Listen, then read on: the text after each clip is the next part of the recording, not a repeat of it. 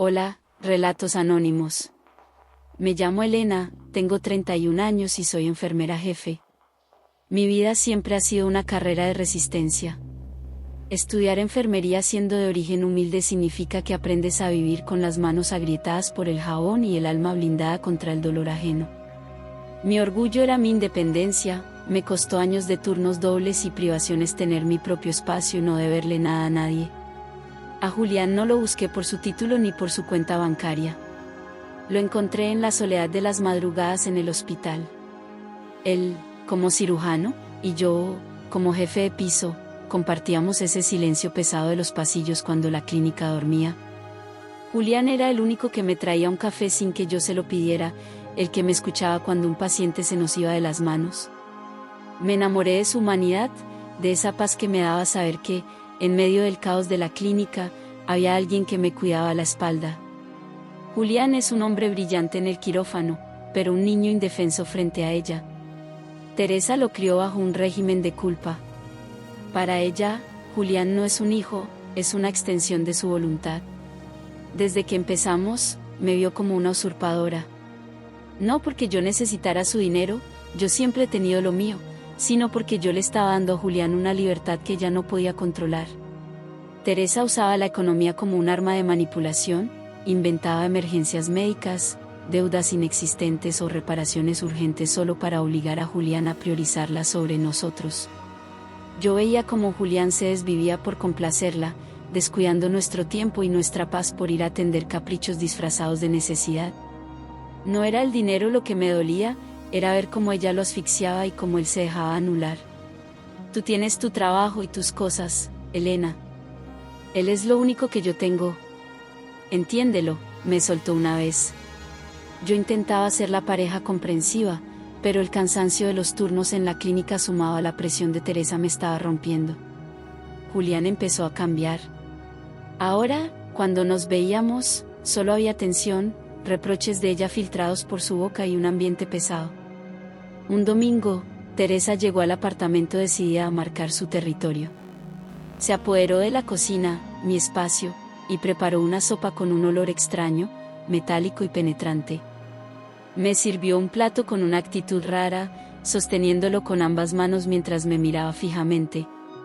Tómala, Elena. Te veo agotada.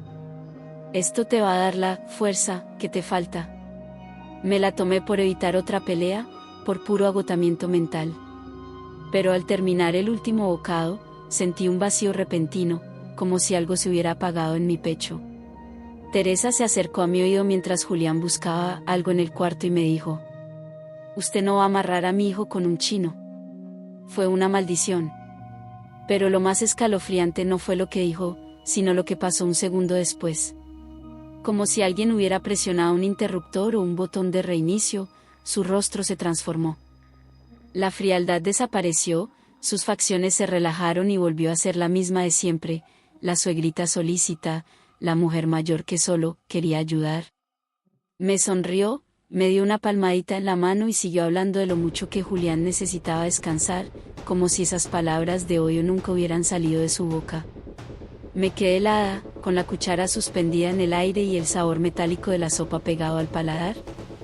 Julián salió del cuarto en ese momento, nos vio ahí y sonrió, pensando que por fin su madre y yo estábamos conectando. No pude decirle nada. ¿Qué iba a decirle? Esa noche no pude dormir. El silencio del apartamento se me hizo insoportable. Me levanté con dolor de cabeza, no era la típica pulsación por estrés, era como si tuviera un clavo oxidado atravesándome desde la nuca hasta los ojos. Y luego llegaron las náuseas. Un asco profundo, una sensación de tener algo vivo y pesado revolviéndose en mi estómago. Como enfermera, mi primera reacción fue lógica. Fui al botiquín, busqué analgésicos fuertes y un antiácido. Sabía qué combinación era la exacta para frenar los síntomas. Me tomé las medicinas, me acosté esperando el alivio, pero pasaron los minutos y las horas, y nada parecía arreglarlo. El dolor de cabeza se volvió una presencia constante, un ruido blanco que me impedía pensar, y el malestar estomacal me quitó el apetito casi por completo. Al amanecer, me miré al espejo. Tenía las ojeras más marcadas que nunca, pero había algo más. Mi piel, que siempre había sido sana a pesar del cansancio, se veía opaca, casi grisácea. Me puse el uniforme, tratando de convencerme de que era solo una virosis, una coincidencia. Pero en el fondo, en ese lugar donde el instinto no se equivoca, esa sopa. Llegué a la clínica con las manos temblorosas. Ese día, por primera vez en mi carrera, olvidé el protocolo de entrega de turno. Me quedé mirando el tablero de pacientes sin entender las anotaciones. Julián pasó por el pasillo, me vio y, en lugar de acercarse a preguntarme cómo estaba, me lanzó una mirada de extrañeza, casi de fastidio, y siguió de largo. Lo peor no fue el dolor físico, sino la humillación profesional. Yo soy una enfermera jefe con 10 años de experiencia, he manejado crisis, paros cardiorrespiratorios y salas de urgencia saturadas sin perder los estribos. Pero de repente, mi cerebro empezó a traicionarme de una forma que no podía explicar. Empecé a cometer errores de principiante, de esos que cometía cuando era una estudiante de primer semestre, insegura y torpe. Eran fallas que ya tenía superadas hace años.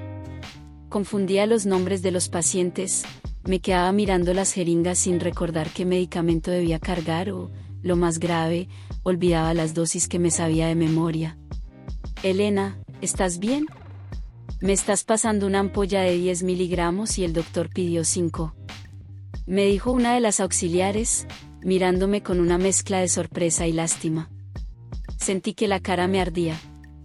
El desgaste no era solo cansancio, era como si alguien hubiera borrado mis huellas digitales, mi identidad como profesional. Y no se quedaba solo en mis pacientes.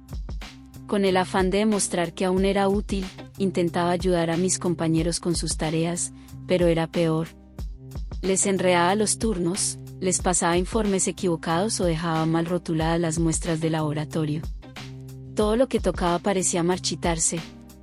Jefe, mejor descanse, hoy nos está estorbando más de lo que nos ayuda, me soltó un compañero en medio de un turno pesado. Ese comentario me dolió más que el dolor de cabeza que no me soltaba ni un segundo. Sentía que mis compañeros, la gente que antes me respetaba y me pedía consejos, ahora me repelían. Me miraban como si tuviera una nube negra encima, como si mi mala suerte fuera contagiosa. En el hospital, donde la energía se siente a flor de piel, yo era una mancha de aceite en agua limpia. Llegaba a la casa destruida, con los pies arrastrándose, esperando que Julián fuera mi apoyo. Pero en lugar de refugio, encontraba un muro. Él, que también es médico, veía mis errores como una negligencia. No entiendo qué te pasa, Elena. Eres una profesional, no puedes estar cometiendo esas estupideces. Me dejas mal frente a los colegas, me decía, sin siquiera tocarme. El dinero también empezó a ser un problema. Como me sentía tan mal, empecé a pagar turnos para que otros me cubrieran, gastando lo poco que tenía ahorrado para no perder el puesto. Mi economía se volvió un hueco negro. Me hundía en el cansancio, en las deudas y en ese asco constante que sentía en el estómago. Una tarde, mientras intentaba ordenar mi habitación, vi un espejo en el pasillo. Al pasar, se escuchó un crujido seco. El espejo se partió por la mitad, sin que nada lo tocara. Me quedé inmóvil, mirando mi reflejo dividido, y recordé la cara de Teresa en la cocina. El mundo se me puso de un color gris ceniza. Cada vez que me miraba en el espejo del hospital antes de entrar al servicio, me costaba reconocer a la mujer que me devolvía la mirada. Estaba pálida, con una palidez traslúcida que hacía que las ojeras se vieran casi moradas, hundidas. Mis compañeros me preguntaban si estaba comiendo, si estaba durmiendo, pero yo no podía explicarles que sentía que algo me estaba absorbiendo la vida desde adentro. Ese día, el desgaste ganó la batalla. Faltaban apenas 20 minutos para entregar el turno. Estaba de pie frente a la estación de enfermería, tratando de anotar una constante vital, cuando el pasillo empezó a dar vueltas. El sonido de los monitores se volvió un pitido lejano y el suelo desapareció bajo mis pies. Cuando abrí los ojos, estaba en una camilla, conectada a un monitor y a una bolsa de suero. Julián estaba sentado a mi lado, pero no tenía esa mirada de alivio por mi despertar. Su cara era una mezcla de reproche y una frialdad que me detuvo el corazón. «Despertaste», dijo, sin acercarse, sin tomarme la mano. «Elena, estabas embarazada». Me quedé sin aire. ¿Un embarazo? Pero antes de que pudiera procesarlo, Julián soltó la guillotina. «Lo perdimos. Tuviste una hemorragia masiva durante el desmayo. Los cirujanos tuvieron que entrar de urgencia. No pude llorar, no tuve tiempo de procesarlo. Pero lo peor llegó minutos después, cuando entró el ginecólogo de turno, un colega que conocía mi trayectoria. Se paró a los pies de la cama, evitó mi mirada y suspiró con ese tono que usamos en medicina cuando no hay esperanza que vender. «Elena, lo siento mucho», empezó a decir, con una voz plana. «El aborto fue violento. No solo perdimos el saco gestacional, hubo un daño severo, una infección fulminante que no tiene sentido médico, pero que destruyó el tejido de tus ovarios y bloqueó tus trompas. No podrás tener más hijos. El daño es irreversible». En ese momento, las palabras de Teresa retumbaron en mi cabeza como una campana infernal: «Usted no va a amarrar a mi hijo con un chino. Nunca». Julián no me abrazó. No me dijo que saldríamos adelante. Se levantó de la silla, se ajustó la bata, me dijo: «Mi mamá tenía razón. Ella decía que algo en ti no estaba bien». Me quedé sola en esa habitación fría, sintiendo un vacío físico en el vientre que iba más allá de la pérdida. Mi economía estaba rota por los turnos que pagué, mi carrera estaba en la cuerda floja por mis errores, y ahora, mi cuerpo había sido clausurado. La violencia invisible de aquella sopa finalmente había mostrado sus colmillos, me habían dejado seca, estéril y sola. Me dieron el alta un martes lluvioso. Tenía el cuerpo vacío, el alma en carne viva y una cicatriz en el vientre. Julián fue a buscarme, pero no traía flores, ni ropa cómoda, ni una palabra de consuelo. Mientras me ayudaba a subir al taxi, ni siquiera me miró a los ojos. El silencio era tan denso que me costaba respirar. Al llegar al apartamento, antes de que yo pudiera siquiera sentarme en el sofá para asimilar que ya no había un bebé, él soltó la carga. «Elena, esto no puede seguir así. Lo nuestro se rompió hace mucho y esto del embarazo fue el sello. Necesito que terminemos. Me voy». Me quedé helada.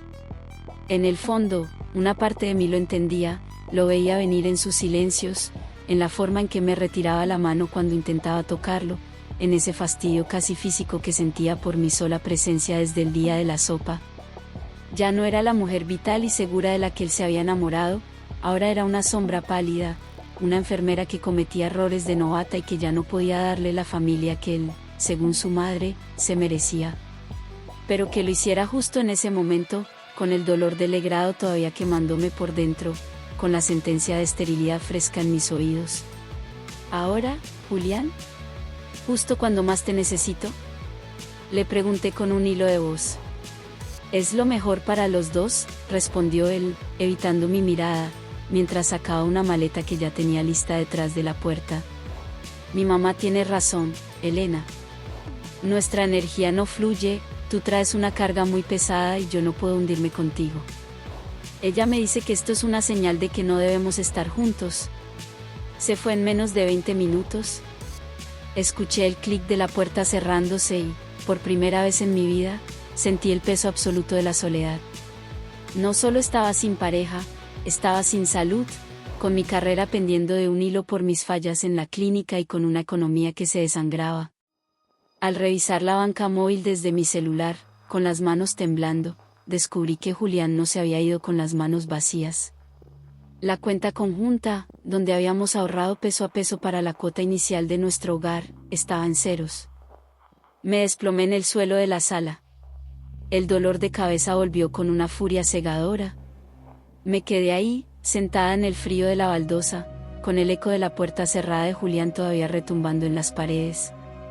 Mi mundo se había reducido a una cuenta bancaria en ceros, un vientre vacío y un silencio que pesaba toneladas. Pero ese silencio no duró mucho. De repente, el timbre sonó. Un sonido estridente que me hizo dar un salto. No esperaba a nadie, nadie de la clínica se acercaba a mí después de mis errores y Julián no iba a volver. Cuando abrí, me encontré con mi tía Marta. Hacía años que no la veía, vivía en otra ciudad y apenas hablábamos por teléfono en Navidad. Estaba ahí, parada con una maleta pequeña, despeinada por el viaje y con una mirada que me atravesó el pecho.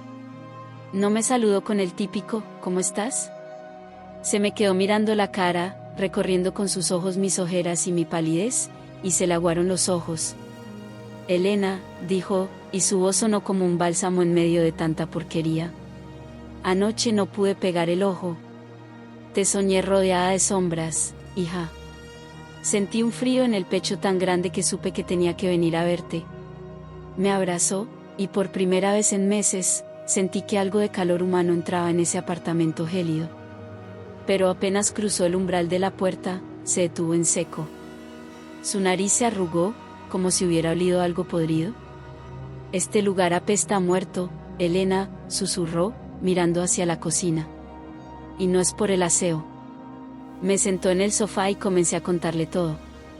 Le hablé de Julián, de los errores en la clínica, de la sopa de mi suegra y, finalmente, con un nudo en la garganta que apenas me dejaba respirar, le conté lo del hospital, el embarazo perdido, mi infertilidad. Mi tía no se sorprendió. Se quedó en silencio, apretándome las manos. Esa mujer no te dio una sopa, Elena. Te dio un amarre al revés. Ella no quería que te quedaras con su hijo, quería borrarte del mapa. Lo de tus ovarios, lo de tu trabajo, todo eso es el mismo hilo negro que te echó ese día. Esa noche, ella no me dejó dormir sola. Sacó una medalla de San Benito que llevaba en el cuello y la puso debajo de mi almohada. Pero el dolor de cabeza y las náuseas no me soltaban. Sentía que el estómago se me inflamaba, como si todavía tuviera algo adentro, una masa pesada que se movía a pesar de que el quirófano ya estaba vacío.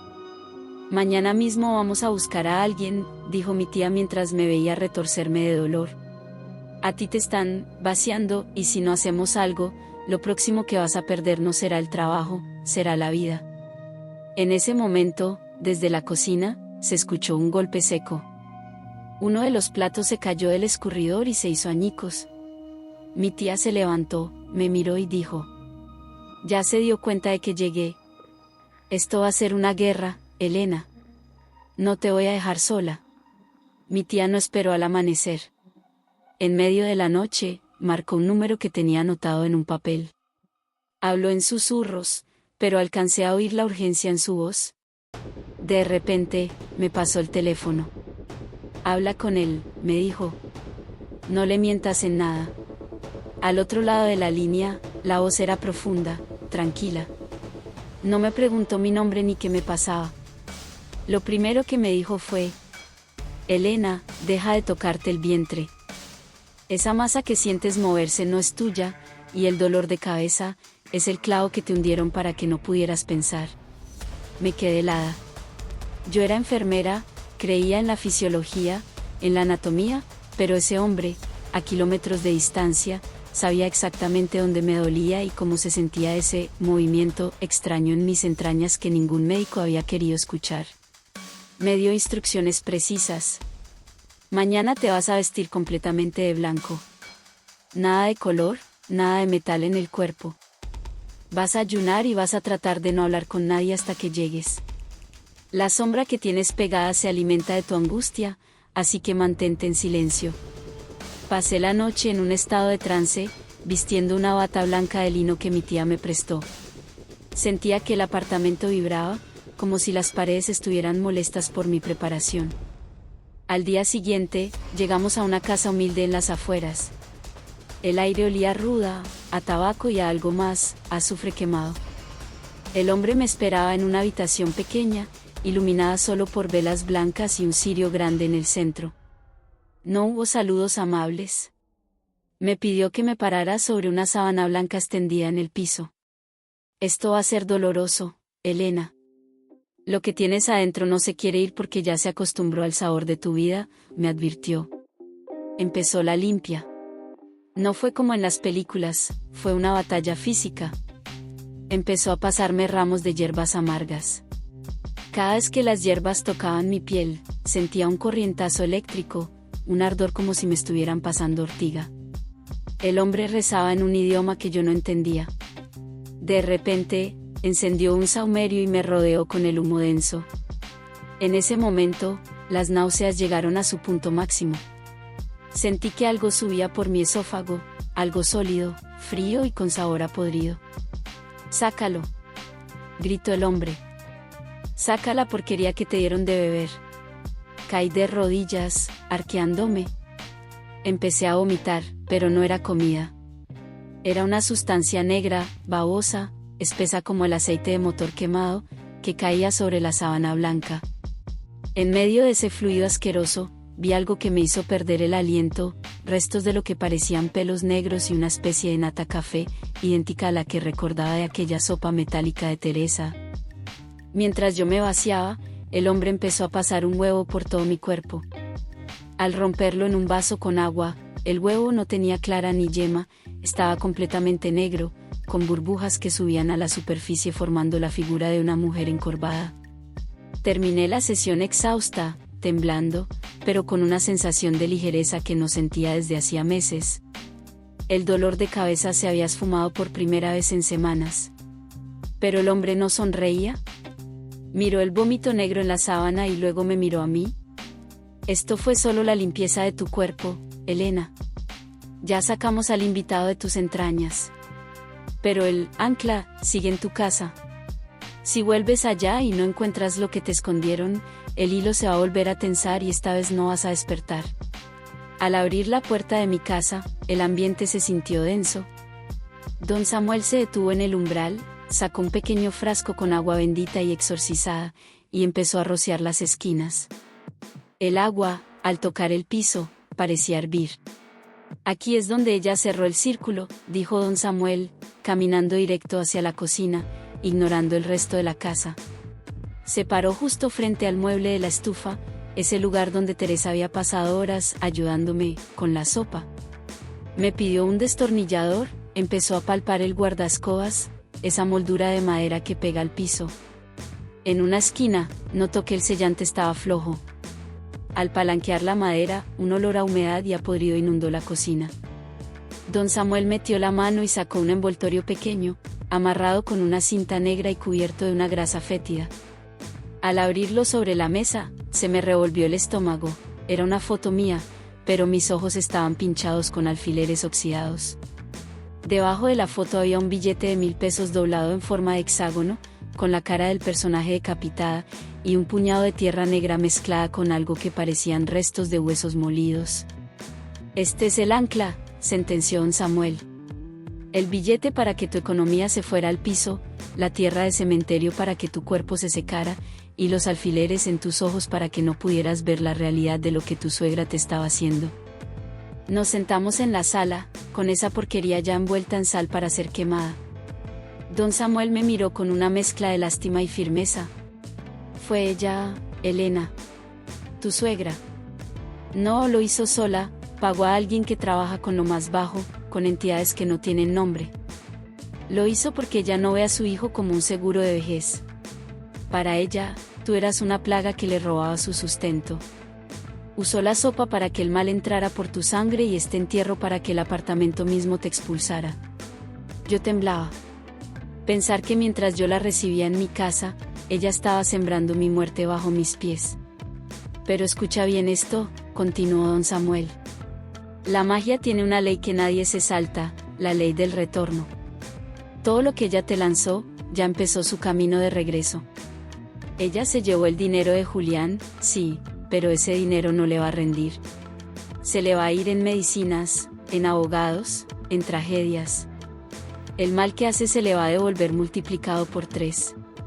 El vacío que ella te causó en el vientre, ella lo va a sentir en su propia carne, pero de una forma que no tendrá cura. El destino se encarga de cobrar sus deudas». El apartamento se sentía vacío, sí, pero limpio. Don Samuel se fue, advirtiéndome que debía cambiar las guardas y no volver a recibir nada de esa familia. Me quedé con mi tía, mirando el lugar donde antes estaba el ancla. Había perdido mi relación, mi embarazo y mis ahorros, Pero mientras me tocaba el vientre, sentí algo que no había sentido antes: paz. La guerra había terminado, y aunque me tocara empezar de cero, al menos ahora era dueña de mis propios pasos. A veces, el mal no viene de extraños en la calle ni de sombras en la noche. A veces, el mal se sienta a tu mesa, te sonríe mientras te sirve el café y te llama familia. Mi historia no es solo un relato de dolor, es una advertencia. Aprendí a golpes que debemos vigilar las actitudes de los demás, incluso de los más cercanos. No ignores esa punzada en el estómago cuando alguien te mira con desprecio disfrazado de consejo. No ignores el frío que sientes cuando entras a una habitación. El instinto es la voz del alma tratando de salvarte. Si sientes que algo no está bien, ponte a salvo. No esperes a que el daño sea irreversible para marcar un límite. La justicia del universo es implacable. El mal que se hace bajo la mesa, el universo lo cobra a plena luz del día. No gastes tu energía en venganzas. Quien siembra veneno, tarde o temprano termina probando su propia copa. Cuídense de los abrazos que asfixian y de las manos que dan comida pero te quitan la paz. Porque al final del día, lo único que realmente nos pertenece es nuestra propia luz, y nadie, absolutamente nadie, tiene derecho a apagártela.